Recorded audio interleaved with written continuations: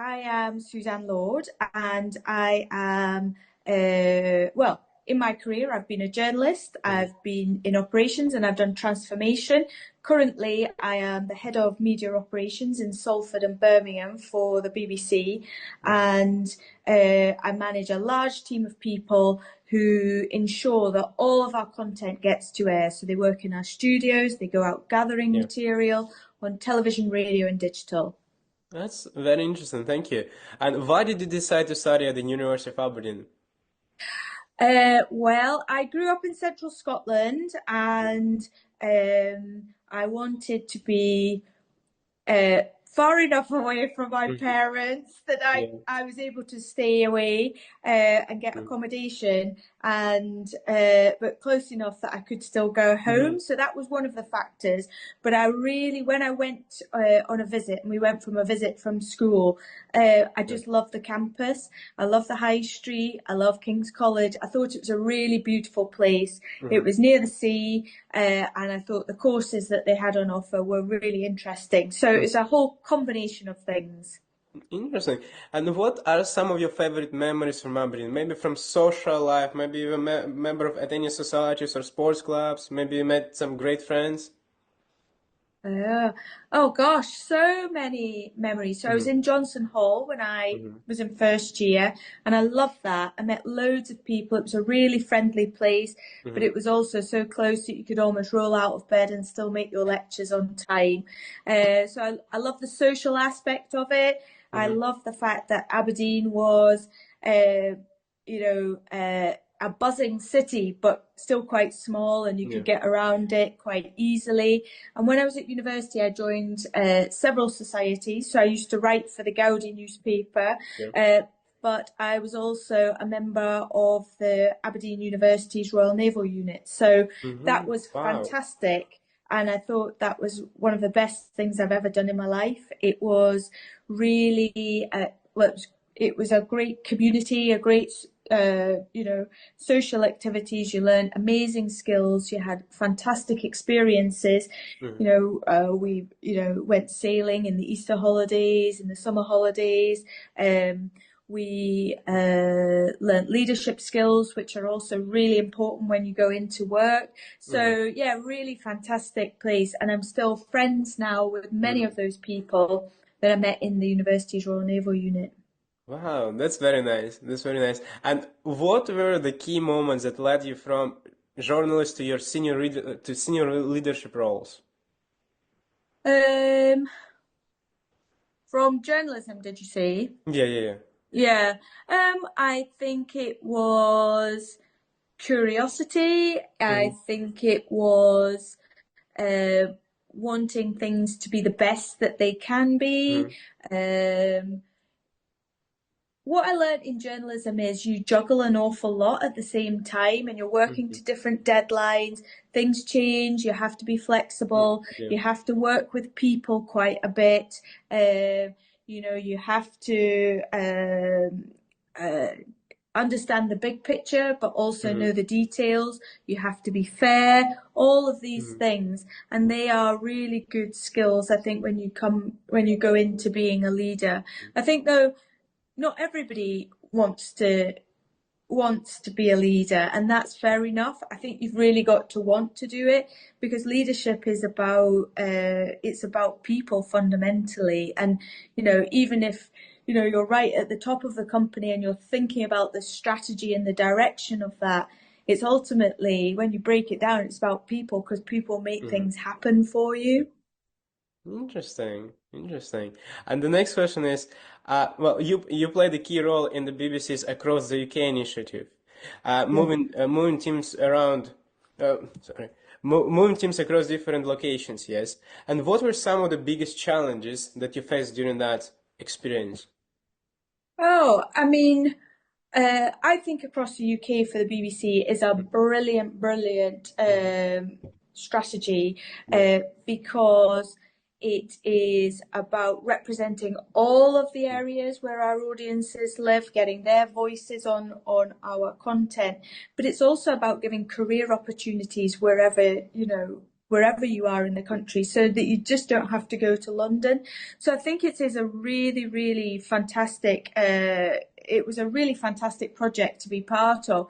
But of course, there are challenges, and any change is very unsettling for Hmm. people. And we were working with people, and some of them couldn't move. They loved their job, but they couldn't move out of London. So it was working with people to say, okay, well, what is it, Hmm. we can find for you to do? Because, upping sticks and moving to Glasgow or moving to Cardiff or Leeds or Hmm. Salford or Birmingham isn't possible for everybody because they've got children in school and Yeah. all of that. I think also, um, oh, what else was? I mean, there were lots of challenging Hmm. things about it. Yeah. Time was very Yeah. challenging because we were doing it in just about a year. So overall, we had about a year to do this. But things come along, and uh, we were building studios, and there were events that Yeah. happened that meant we weren't allowed to make any changes for a Hmm. 2 week period. We had a change freeze on, so that knocks the project, back a bit, but people had moved, all of that. So there's a lot of juggling to do within a project. Hmm. Interesting, very impressive. And as a head of media operations, what strategies do you use to drive efficiency, innovation, and cultural change in such a large organization? I think culture is a really big one for us. We've just come together as a bigger team, so we've taken lots of small teams and brought Yeah. them together. So um, uh, bringing a unified culture is something Yeah. that we are working on. And I think a big part of that is having a strong purpose so that everybody knows why they're here and what it is they're doing. And so, it's about showing, it's about sort of demonstrating what Hmm. is that purpose. Um, and living by our values as well. The BBC Yeah. has some really good, strong values, and it's making sure that every day we live by those values. I lead by those Hmm. values, and in everything we do that they run through. So I think that all goes to culture, and I think.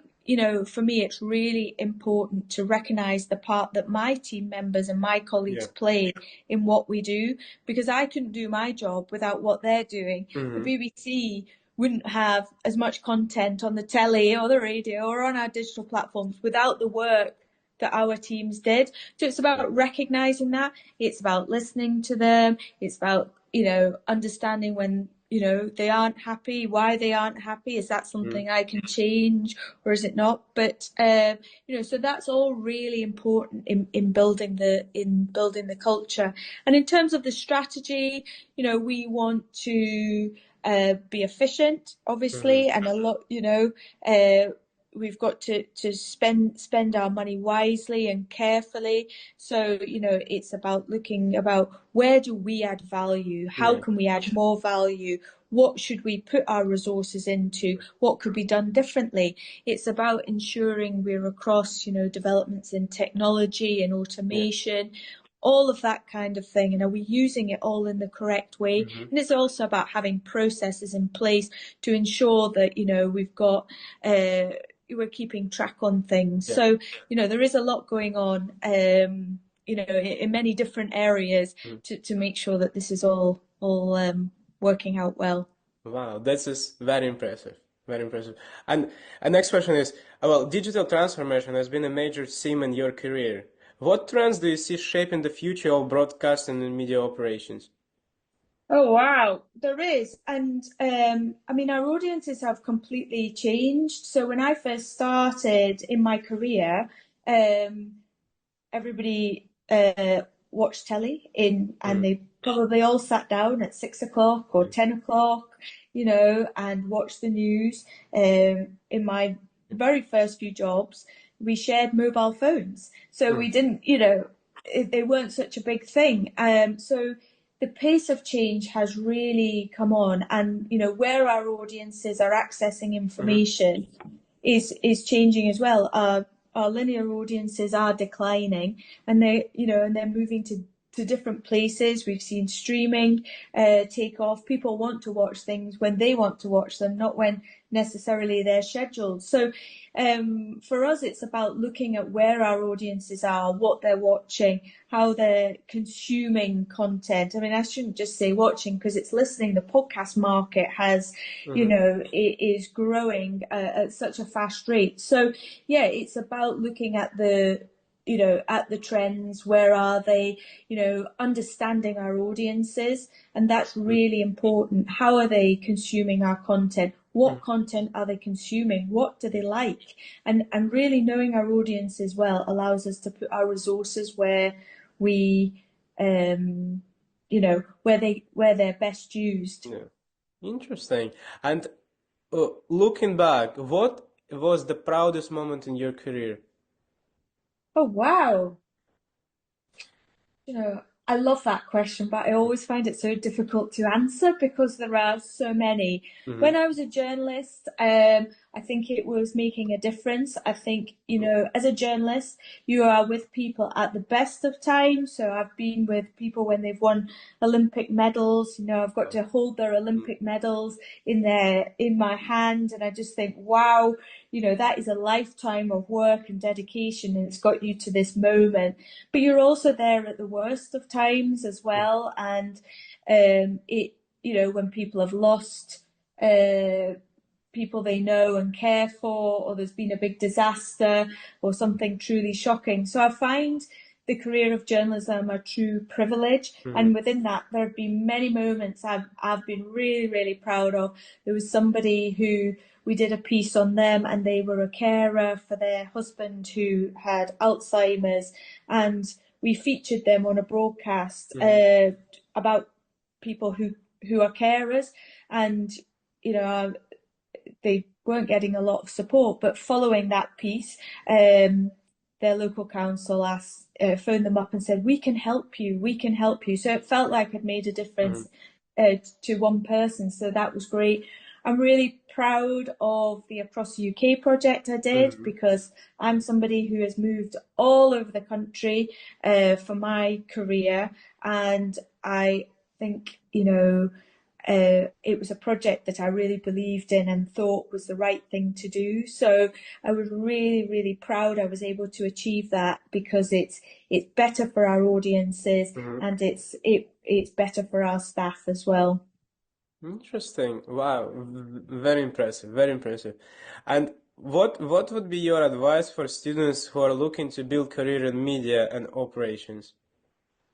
Okay, well, I think it is about your attitudes and your behavior and your passion.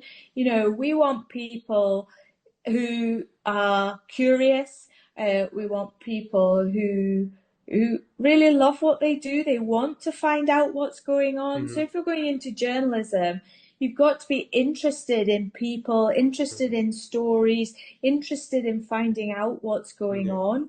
And I think, it's that, and it comes through, if you are speaking to people within the media, it's more than just a job. Yeah. It's sort of the way you live, because Mm-hmm. everything around you could be a story. So Yeah.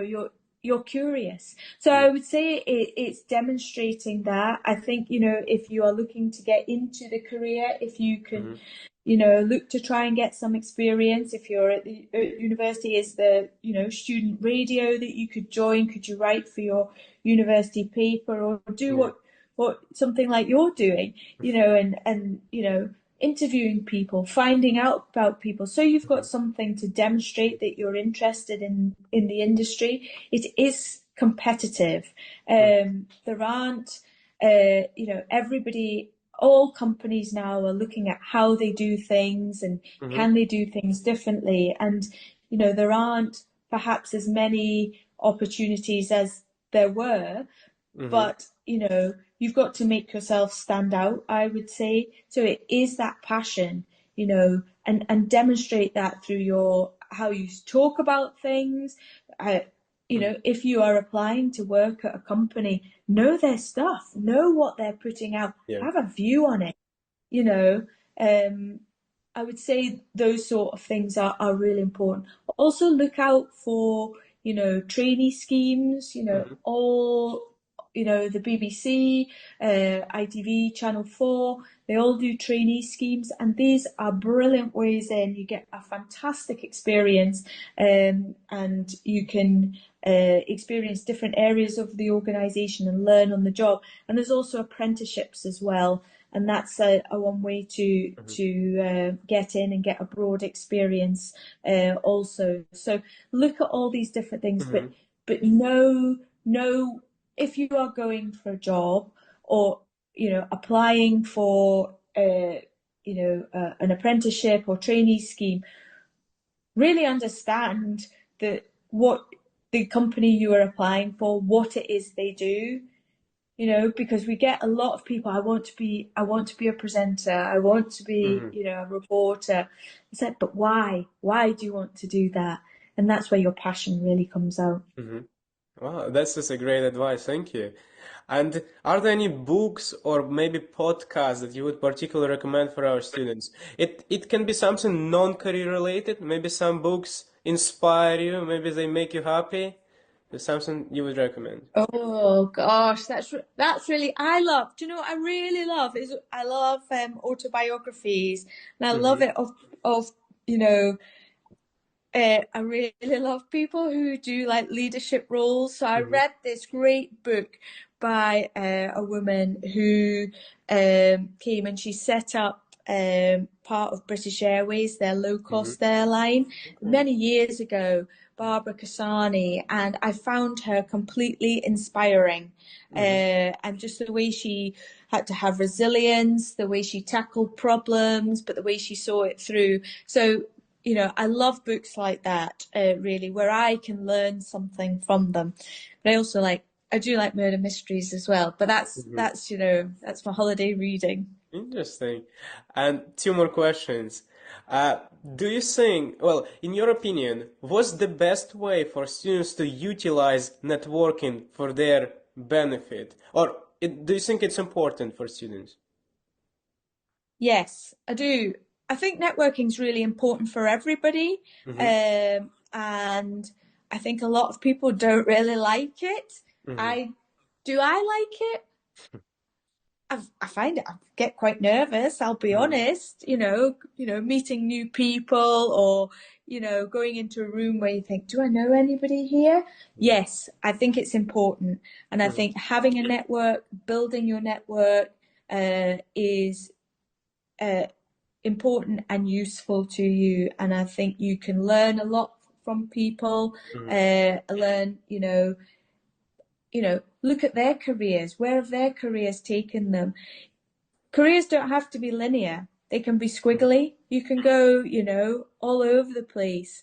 And, there's so many transferable skills, but you need to get the inspiration from somewhere, and your Mm-hmm. network can really help you do that. So yes, a network's important. Have a good LinkedIn profile. Look at who's on there. If you're interested in people, contact them. In my experience, people are often very generous with their time, Mm-hmm. because they want to see the next generations of people come Mm-hmm. through. So I would definitely say, yeah, if you're nervous about it or you don't like it, get out of your comfort zone and try it. It becomes easier as you go. Yeah, that's a great advice. And well, the last question is, what advice would you give to your younger self? Uh, Life is a marathon, it's not a Mm-hmm. sprint. Yeah. And I think, when you are, you've done school, you've done university or Mm-hmm. college, and you come out and you're super keen to get started, and you want to do everything, and you want to, progress your career and all of this sort of Mm-hmm. stuff. And it's brilliant. But take that time to learn and to think, when you're 20, you've still probably got 40 years of work ahead of you. Yeah. Don't try and do everything in the first year, because you'll get frustrated. But having that time to learn is really, really good. So I would say, yeah, take your time a bit and have some fun. Mm-hmm. Have fun. You know, um, working will take up most of your life unless you're lucky enough to win the lottery or something, but it will, and Yeah. there will be times when you're worried about work, or you're worried about people at work, and or worried what the company's doing and how that impacts you. But try and have fun. You've got to get up out of bed in the morning, and and money is not a motivator. It's what you do. So find your purpose, and what makes you tick is what I would say, and then you will be happy. So two bits of Mm-hmm. advice there is, don't think you've got to achieve everything in the first year or 2 years or 10 years. You've got a long time to do it, but try and have some fun and be happy over the time of your career. You've got one life, Mm-hmm. make the most of it.